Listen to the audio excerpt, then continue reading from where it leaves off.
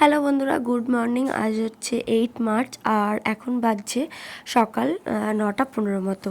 তো ব্যাকগ্রাউন্ড দেখে বুঝতেই পেরে গেছো যে আমরা জামশেদপুর অর্থাৎ বড় পিসির বাড়ি থেকে চলে এসেছি বাড়িতে। তো দুর্গাপুর চলে এসেছি আমরা ওই 5 তারিখে এসেছি, না সরি 6 তারিখে এসেছি। আর 7 তারিখটা বাড়ি থেকে আজকে 8 তারিখ আমরা আবার যাচ্ছি হাটগোবিন্দপুর আমার ছোট পিসি শাশুড়ির বাড়িতে। তো সেখানে আমাদের এরমভাবেই প্ল্যান করা ছিল যে ওখান থেকে আসার পর আমাদের এখানে একটা প্রোগ্রাম আছে ছোট পিসির বাড়িতে, তো সেখানে যেতে হবে। প্রোগ্রামটা হচ্ছে এটা হচ্ছে দোলের 1 সপ্তাহ পর, মানে এটা পঞ্চম দোল হয় বড় পিসির ছোট পিসির বাড়িতে। আর এটা একদম ঘন ঘন পড়ে গেছে, যখন পড়বে তো সব একসাথেই পড়বে না, তো কিছু তো করার নাই। আর মানে পিসিদের পালা 4 বছর অন্তর অন্তর পড়ে, তো এবছর পিসিদের পালা পড়েছে, ওই জন্য আমাদের এখন যেতে হবে হাটগোবিন্দপুর। ওই জন্য আমি সুন্দর করে একটা শাড়ি পরে রেডিও হয়ে গেছি। আর আজকে আমার লুকটা কেমন লাগছে অবশ্যই কমেন্টে জানিও। আর এই যে আমরা এখন সবাই মিলে বেরিয়ে পড়েছি হাটগোবিন্দপুর, মানে কিন্তু বুঝতেই পারছো আমি আমার বাপের বাড়ি থেকে 7 কিলোমিটার আগে আছি, মানে 7 কিলোমিটার পরই আমার বাপের বাড়ি।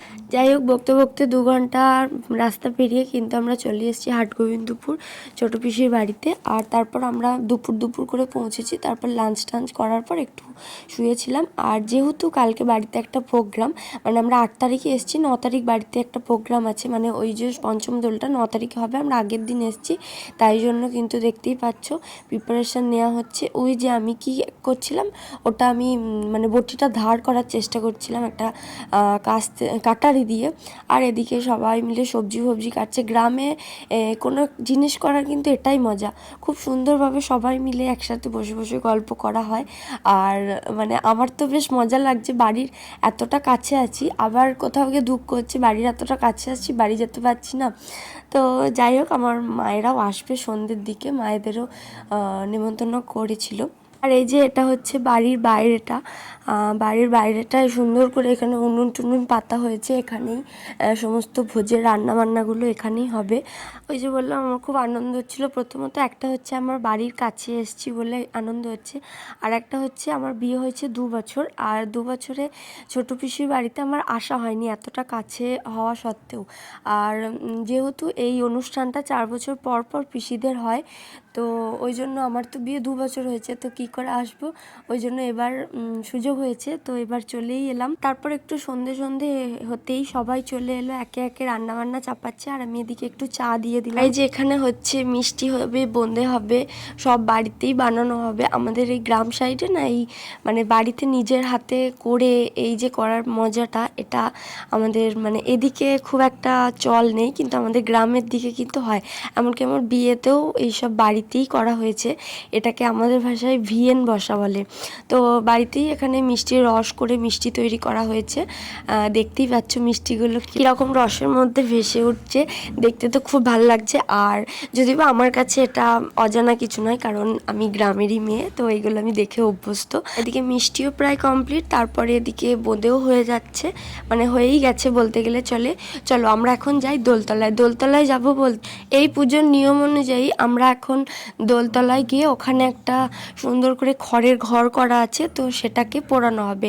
অনেক জায়গায় ওটাকে রাবণ পোড়াও বলে।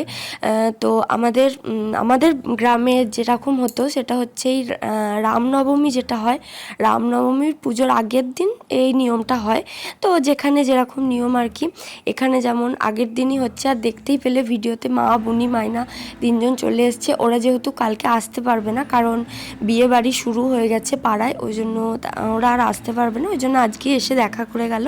আর এই যে হচ্ছে সেই ঘরটা প্রচুর বড় করে করা হয়েছে, মানে এত বড়টা আমি সামনাসামনি দেখিনি কোনো দিন, এটা প্রচুর বড় করে করা হয়েছে। তো তারপর সেটাকে পুজো করলো, পুজো করার পর সেটার মধ্যে আগুন ধরিয়ে দিল।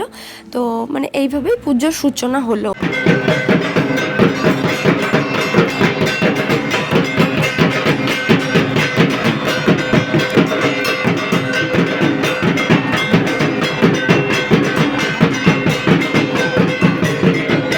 তারপর দোলতলা থেকে চলে এসেছি, আর এদিকে আমি আবার সবাইকে চা দিতে লেগে গেছি। মানে মা মানে চাটা করছিল আর আমি সবাইকে চা দিচ্ছিলাম, এটাই দায়িত্ব ছিল। ওই যে মাও চলে এসেছে, বিস্কুট দিচ্ছিল আমার পিছু পিছু।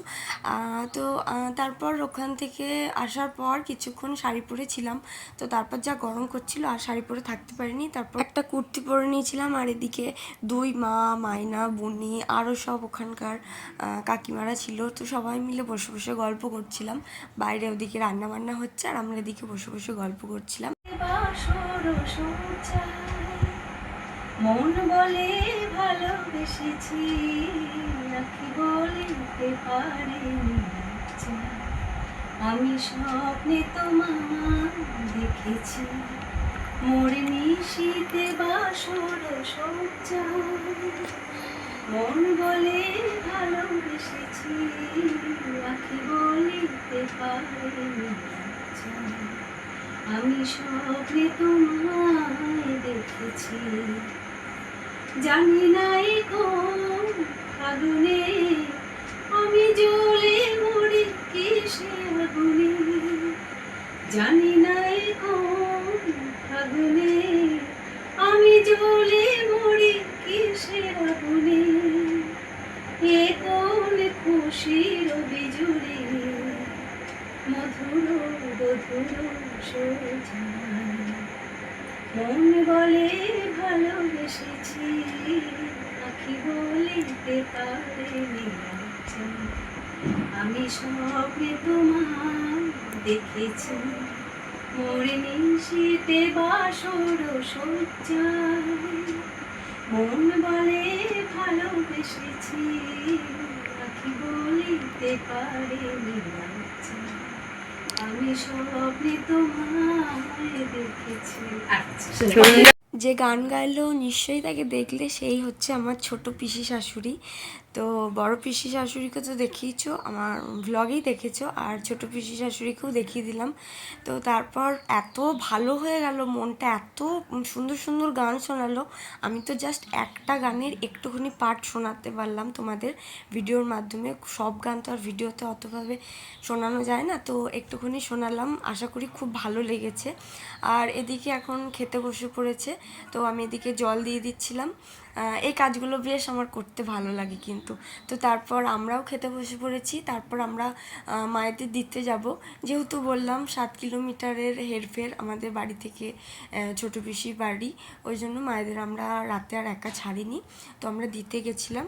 আর বললাম পাড়ায় বিয়ে আছে, ওই জন্য দেখতেই পাচ্ছ পুরো একদম আমাদের পাড়া আলোয় আলোকিত হয়ে গেছে। এই বিয়েতে কিন্তু আমারও নিমন্ত্রণ আছে। তারপর বাপি, কাকা, ভাই এদের সাথে দেখা করে এখন সবাইকে টাটা করে চলে এলাম আবার ছোটো পিসির বাড়িতে। তো আজকের ব্লগটা একটু বড় হয়েছে, কিন্তু ব্লগটা বেশ মজার ভালো হয়েছে। তো আজকের ব্লগটা এতটুকুই, দেখা হচ্ছে নেক্সট একটা ব্লগে, বাই।